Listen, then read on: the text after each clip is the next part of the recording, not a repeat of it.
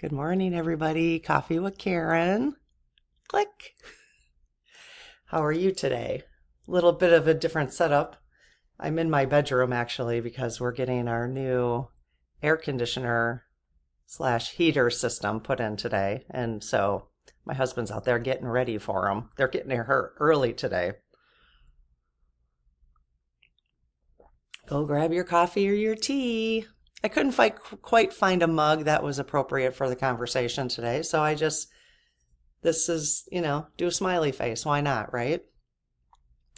So I wanted to talk to thinkers. But if you're a feeler, this might be helpful for you as well. And you could always share this with your thinkers in your life. So it's interesting. I feel like there was something else I wanted to say, but I can't remember before I started diving in. So I think the biggest takeaway that I'm learning about myself and the thinkers in my life, okay, especially like my sister, Marcia, who is a huge thinker, and my husband, both very big thinkers, okay? And they're like on this side of the spectrum with thinking, and I'm like on this side of the spectrum with feeling. And it just depends on the situation for feelers, okay? So if there is a situation in your life, okay, because I know there's a lot of feelers who come to this channel. So, and let me just back up. So when I talk thinkers versus feelers, I'm referring to how the Myers-Briggs type indicator classifies people as thinkers and feelers, okay? So if you haven't taken the Myers-Briggs before, there's basically every human being is assigned 4 letters based on your preferences, okay? And so you take this long inventory or a short one, depending on which one you're taking. The official one is pretty long. And you end up with 4 letters that are innate to your personality. That's the key. It is innate. It is literally the way you are born, okay? There's 70, 80 years. I've been saying 70 years of research for like 10 years, so there must be 80 years of research at this point. So like 80 years of research. I'm trying to I realize I got to be quieter because my neighbor's bedroom is like right there. The walls aren't that thin, but you never know. So there's like 80 years of research on this. And so what they have discovered is that every human is born with innate personality traits, okay? And they're defined by the 4 letters that you end up with if you take the Myers-Briggs. And if you understood the Myers-Briggs and you watched human behavior, you're going to be like, holy crap. I mean, it is like, it's amazing. Like it is so accurate that I literally, if I had a conversation with you for like an hour, I could tell what your personality type is. So, and it's not about negative. There's nothing negative about it at all. It's just amazing. So you can see I have there. Oh, I guess it's still in my glasses. I was looking at that color in my glasses. So that's what I'm referring to, the T and the F, okay? So this area, and I know I've had conversations about this, but I'm coming at it from a different angle. So this area of T and F is where communication issues are, okay? So this is the area of, it's basically how you make decisions, okay? So feelers will start making decisions from their heart and then move to their head in terms of logic. Thinkers will start at logic and then move to their heart. Okay, so their first response is, well, what's logical? Okay, and then as they process through, they then can move to like, well, what's most compassionate, right? Or whatever. what's compassionate, but thinkers will start with like, well, what's the most common sense? And then move to, again, in the decision-making process, move to, well, what is the most compassionate? How would it affect other people? Their first reaction is not about how it affects people. It's just what's the most rational decision. Okay? Which is great. There's nothing negative about that. Then for feelers are the opposite. So feelers are going to start with, well, how does it feel? How does it feel towards others? What's the most compassionate way to think about this? How does it feel for you if it's an individual conversation? Hi, Luce. Hi. Lucy's here to say hello. Hi, Luce. Say hello, Luce. Hi. So then feelers will start with that and then go to their logic. Okay? So both personality traits use logic and compassion. I'm just going to use the word compassion for the word feeling. Okay? For like decisions from your heart, basically. So everybody does that, but on different levels and in different speeds and in different, it depends on the situation. It always depends on the situation. So this is where it gets complicated, because if the situation is especially because this is dearest thinkers, if a situation is really triggering for a feeler, okay, then what's really important, if it's really triggering for a feeler, is that thinkers, if you can, I know it's so hard because it is our innate way of doing things. So if it's our innate way of doing things, you almost can't help it unless you really train yourself, okay?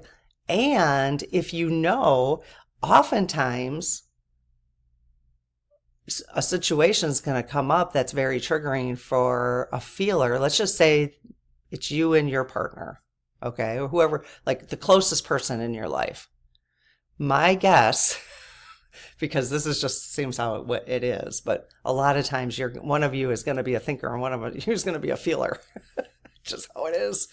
Because, our soul contracts weren't here to say, hey, go and have a good time and find joy in your life. But also we're going to set up a few challenges for you. And one of the challenges is to learn how to communicate with people. So, and how to make decisions that are not innate to you while you're working with the opposite of your personality type. And I always have to clean my glasses. I'm so classy, aren't I? Just such a classy program. So if there's a situation where a feeler, and I'm going to talk the other way too, actually, if there's something for a thinker that's quite triggering, okay? So if there's a situation for a feeler that's real triggering, then the hardest thing for a feeler, so basically the worst thing a thinker could do at that point, is to go into problem-solving mode or go into advice or logic, okay? So the feeler, again, this isn't all the time. Feelers don't get triggered all the time. It just depends on the situation. It depends on how deep the emotion is around whatever subject, okay?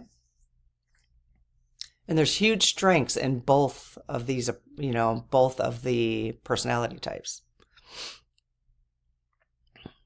But this is the challenge is when there's something deep, okay, like a real triggering situation. Maybe something that the feeler has lived with or the thinker has lived with their entire lives, and it's just something that comes up every once in a while, and it's something gets triggered, okay? So the feeler at that moment needs time to feel. Okay. So the feeler is not ready for problem solving at all. Like it's like they can't even hear it. They can't hear it at that point. Okay. So that's where communication breaks down, is because then at that point, if communication breaks down, it's not a personal thing between the two of you in terms of your partner that you're having a communication with. Communication is breaking down because of lack of understanding on how the information is being processed. Okay. So the feeler we have to create space at that moment, the thinker or the other feeler, it depends on who you're talking to. That feeler, if they're having something deep's going on and they need time to process from their heart, which means they need time to feel it. Okay. And it would mean, time for crying, time for, if they're extroverted feelers, so extroverted feelers would need to talk about it.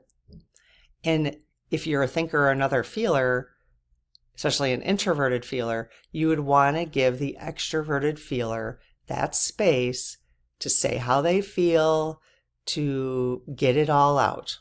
Okay. So because I know that of myself, with my husband, if there's something that's bothering me, okay, so this would not be a trigger. This would be just if something's bothering me, I will sit down and I will say, I need 5 minutes. I need you to just listen to me for 5 minutes or whatever.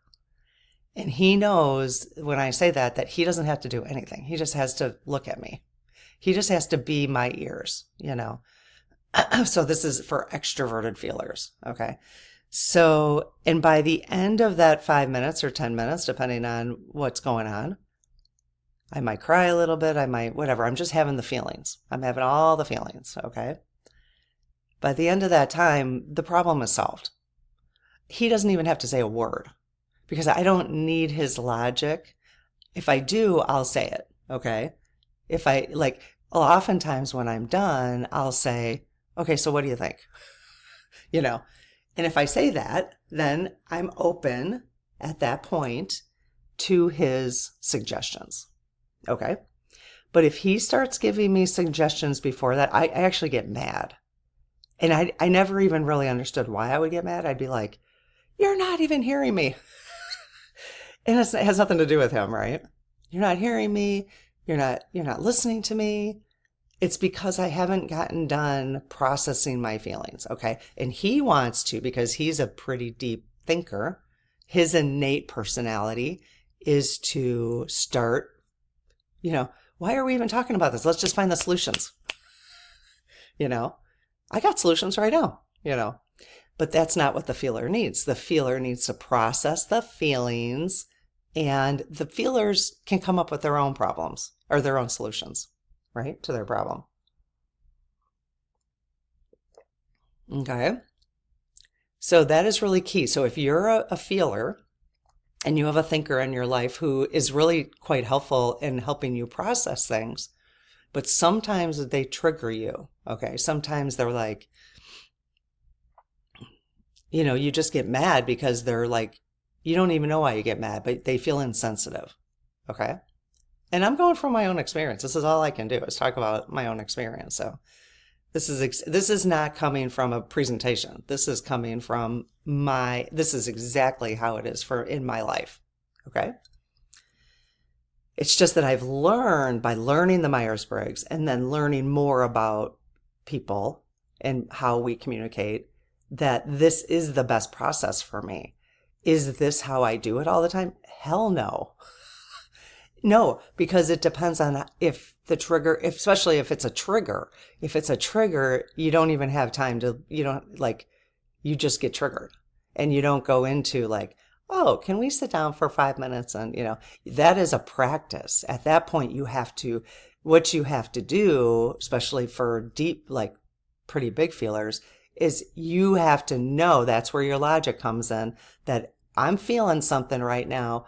We need to sit down on the couch Because if we don't sit down on the couch and I say to the thinker, I need 10 minutes to tell you how I feel about this without you talking, without any solutions, that would be way better than the thinker and the feeler just communicating from their thinking and feeling. Boom, boom, boom, boom, boom. Okay? So the feeler is going to come at it from, you're not understanding me, and the thinker's going to be like, what the hell is going on here? It makes, you are hysterical, Ugh. So I know my feelers, right feelers, click. But we're not hysterical. We are processing the situation differently. That's what's happening. And so on the flip side, so are the thinkers. Okay, so feelers, this is to you. So the thinkers are processing very differently, okay? And thinkers get triggered too. Everybody gets triggered. Everybody's got their stuff, okay? It's just, this has to do with okay, so here's the thing, you guys. With innate personality, okay, when there's a trigger, so when there's something that's deep inside, the inner child thing, it's been brewing for a while, there's a knot in you yet that hasn't, we talk in the spirit circle when we do one of the, what is it called? It's one of the oracle decks that I'm using right now on Soul Mirror. So it's like, it's what's life is reflecting back to you. And when something reflects back to you, there's a knot negatively, there's a knot in you that needs to be released, basically, is really how this oracle deck explains that. So there's knots in everybody, okay, thinkers and feelers. When that knot gets poked at, let's just say it that way, okay, so there's a knot, some kind of experience that hasn't been fully let go, okay, or fully evaporated, let's just say, or fully untied, okay? And there's layers to that knot. So you might have untied some of it and then it's getting a little looser, a little looser, a little looser, right? So there's layers to it, but it's still there. When that gets poked, or let's just say tightened a little bit, kind of like poked at, because everything kind of pokes at that little knot. For the thinkers and the feelers, your innate personality trait will be exaggerated at that moment. Okay. So it will be if you're a thinker, your logic is out there like, nope, I am all about the logic, and then if you're an extroverted or introvert, how you express that logic is going to be different. So that's where it gets a little complicated, okay? But it's really important to understand. When the feeler gets poked, then the feelings are deep, okay? So this is why feelers and thinkers can walk around the world and walk around their lives and not be like constantly, feelers, there's really, really great reasons why we have feelers in the world, because a lot of decisions are going to start from compassion and then go to problems like, well, how do we, okay, so here's the solution from a compassionate standpoint. Now, how do we get that done type of thing? Then kind of go to logic. Or does this make sense? You know what I mean? But their first solutions are going to be from what makes sense for everybody. Okay. And then the thinker again is going to be more like, well, what just makes sense, whether it's for everybody or not, So they're a really good combination when we have problem solving going on. So feelers, if a thinker is triggered, if something poked at or tightened their knot, then if they're an extroverted thinker,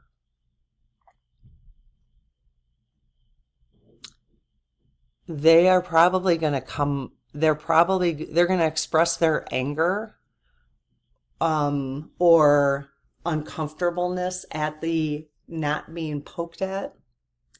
So feelers are more likely to cry probably, and the thinkers are going to get mad. The thinkers are going to, they're just going to be like, F you, you know, where the feelers are probably like, F me. Why would we come here as feelers? Why? Click. I know there's a lot of feelers on this channel. So I know you, because I love it, because every time we have conversations about type, I ask you guys to put your type in the chat. I cannot even, in the comments, I can't even remember the last time I saw somebody with a T. Are there any T's here? Hello? Are you any T's? If put it in the comments. Oh, because it's so interesting how we're, different types, you're attracted to different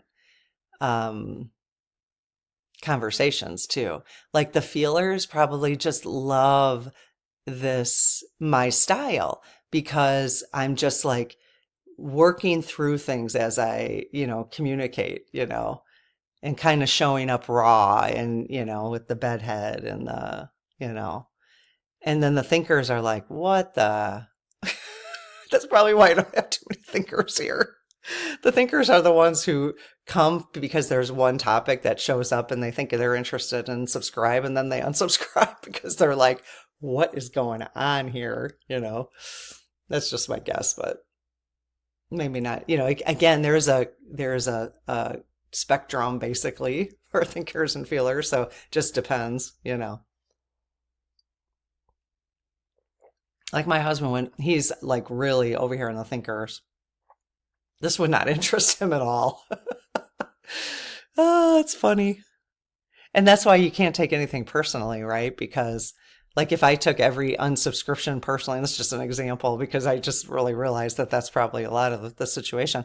But people just make decisions, it's just, and of course there's personality type does not explain everything at all. Then there's just likes and dislikes and all that kind of stuff.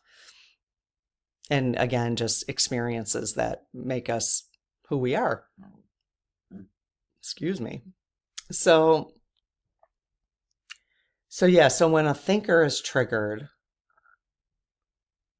especially if an extroverted thinker is triggered, that person, I think the most important thing is for the person who's on the other end is to not get triggered as well. That's the hardest part. That's the hardest part. My sister, Marcia, is so good at that.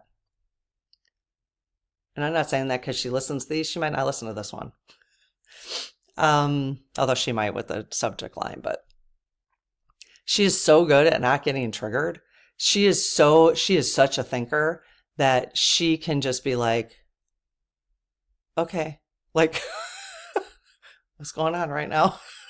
And doesn't get triggered. Like she doesn't, not she gets triggered on her own stuff possibly, but not when somebody else, like if I'm having a hissy fit, about something. And I know that's not a nice way to describe that, but that's how I can describe it for myself. I'm not saying you have hissy fits, but I'm pretty sure you probably do. We all have hissy fits. Maybe that's an old term. I don't know. From being 55 and all. But so I have a lot of respect for that, because it's like, if my husband and I, Jim, if one of us gets triggered, the other one gets triggered too. Just because like the trigger, and so we have to really be careful, like just to be like, okay, this trigger isn't about me. Like, okay, I'm going to just stop talking right now. But if he gets mad because he gets triggered, then I get triggered because of being a feeler, So, and that probably happens just with him and I, because we're closest to each other. So if you are living with somebody and you're getting, especially maybe not I don't know the child parent relationship. This might be helpful for you with parents and children. But with partners, It's that communication style is even different, you know, because all bets are off. I mean, it's like I've known you forever, or you know, like that's the person you're the most open with, let's just say, you know, that you really have to come up if you want to not have, and we don't fight hardly ever, but when we do, it's like, it's only because of that. It's only because our feeler and thinker is reacting to a situation so different. And it's over the stupidest stuff. It's like unbelievable.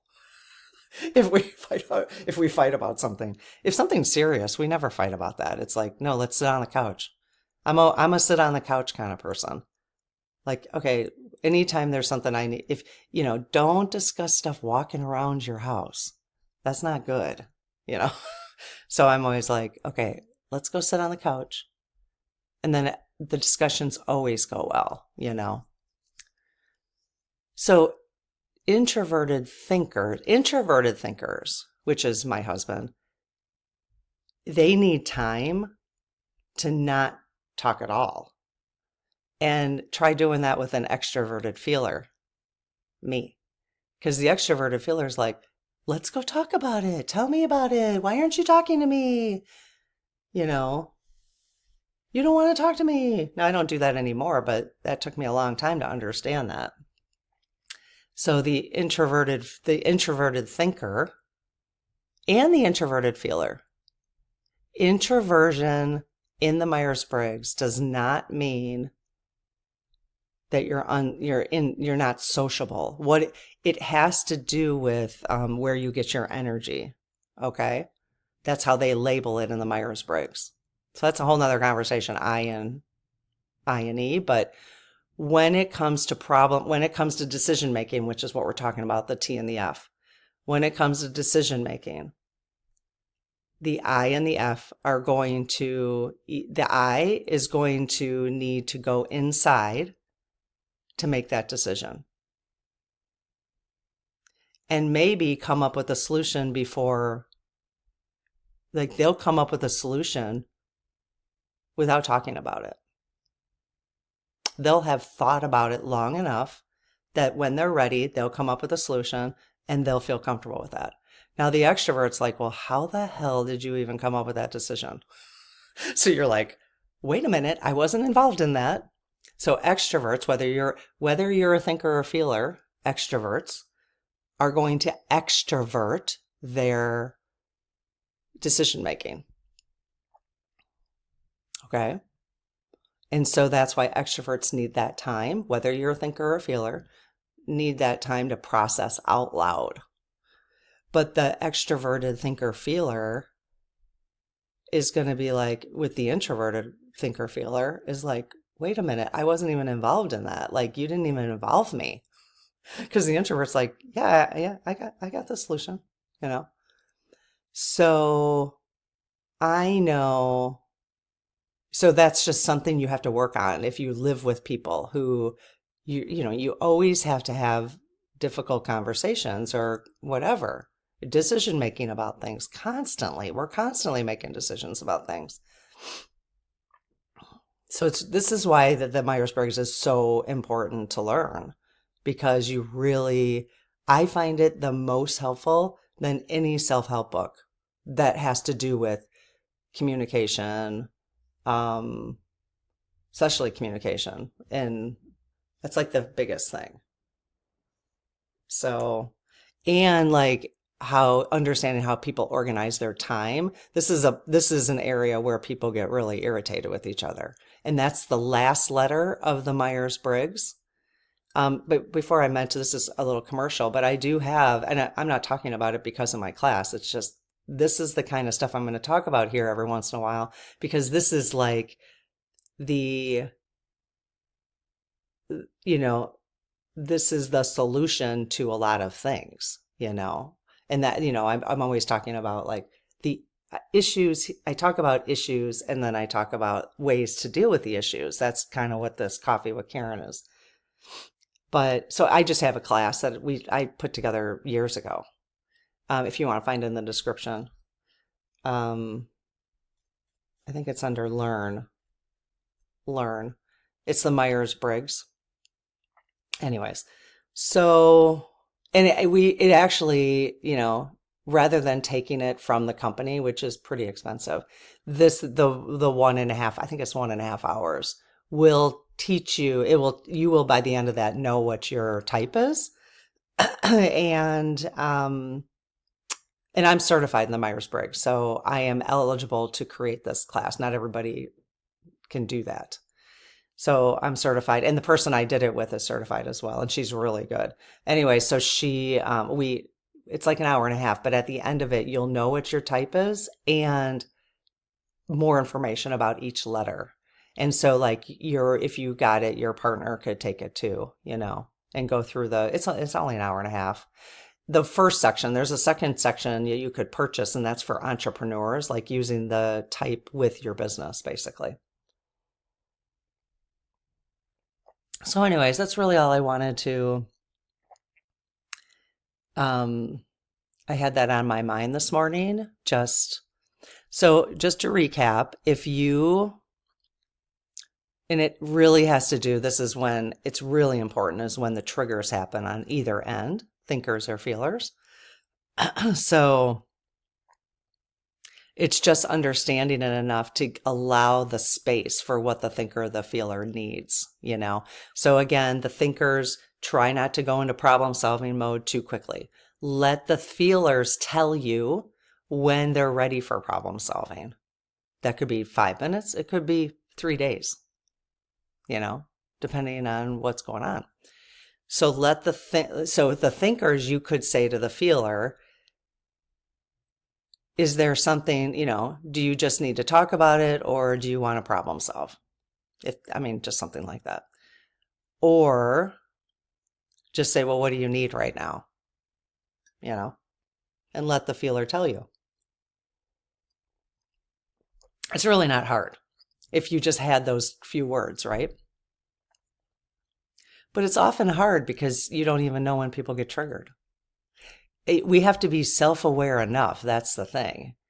And depending on the trigger, sometimes it comes out so fast, like poke, poke, poke, and you're just like, boom, it's there.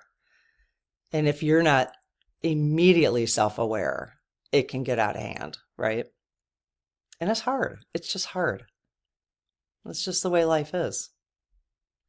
And then so for feelers, if a thinker is triggered and they're just mad and you're just like, whoa, they're going off, they're going off the deep end on the other end, it's just let them be mad for a little while. It's hard though. It is hard. Because as a feeler, if my husband starts getting mad, I'm just like, well, because his thinking will go right into like, everybody's just jerks. And, and as a feeler, I'm like, not everybody's a jerk, what are you talking about? And so, but you gotta just recognize when somebody's been triggered or somebody's having a bad day and let them be who they innately are for a little while. It is so hard. I don't do it. I just don't do it. This is a good reminder for me. I expect him to be, because I can say what I need, but when he doesn't always, because he's not, he doesn't sit and talk about stuff like this.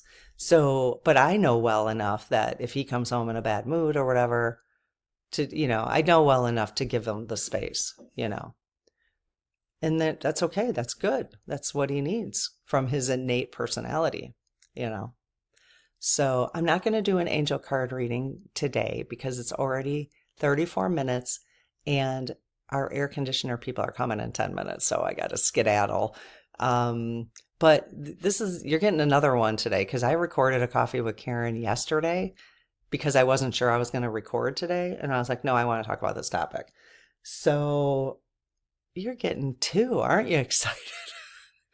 The other one's kind of interesting, but so I'll upload that one in a couple hours after this one. So, all right. Have an amazing day. Bye-bye.